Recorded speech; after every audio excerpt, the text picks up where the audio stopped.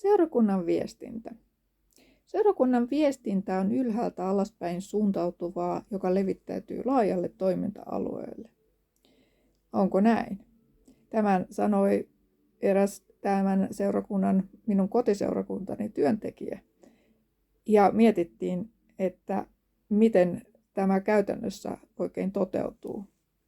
Kokemus on nimittäin vähän toisenlainen. Erässäkin tilaisuudessa, johon olin menossa äitini kanssa, saimme odotella tovin oven takana, koska ovi oli lukossa, että joku tulisi avaamaan. Ovikelloa soitettiin moneen kertaan, mutta kukaan ei oikein ilmeisesti kuullut sitä.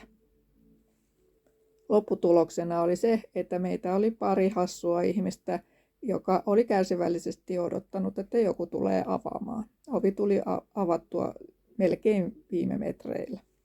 Kävi ilmi, että Suntiolla tai vahtimistarilla ei ollut ihan tietoa, että pidettiinkö joku tilaisuus sillä hetkellä muu kuin ruokailu. Ja niin ei ollut reagoinut tähän ovikellon soittoon. Mutta kieltämättä työntekijät eivät ole ainoita, joilla on vastuu seurakunnan viestinnästä.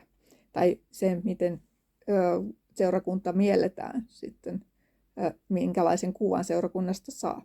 Seurakuntalaiset ovat omalta osaltaan yhtä vastuussa siitäkin. Mutta siis seurakunnan viestintä on ihan samanlaista kuin muissakin organisaatioissa. Se on nonverbaalista, verbaalista, sisäistä ja ulkoista. Tietenkin se kohdistuu pääasiassa luonnollisiin henkilöihin, koska organisaatiothan ovat täynnä luonnollisia henkilöitä, mutta näiden luonnollisten henkilöiden kautta tai niihin sisältyy myös ihmisiä, jotka ovat tietyissä muissa organisaatioissa, yhteistyökumppaneista, seurakunnan yhteistyökumppaneissa niin mukana. Seurakunnat viestittävät siis verbaalisen lisäksi nonverbaalisilla tavoilla. Ja nonverbaalisiin kuuluu muun muassa tilat. Paljon riippuu tilasta, tunteeko ihminen olevansa tervetullut tai muuten vaan hyväksytty siihen tilaisuuteen.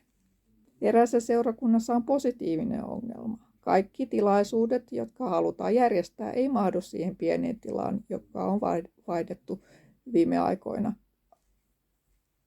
suuremmasta pienempään. Viestinnän kanavista haluaisin yhden nostaa vielä esille, ja se on Siltalehti. Tuleeko se kaikille? Onko se sittenkin kaikille saavutettavissa? Ilmaisjakelu kun aina ei toimi.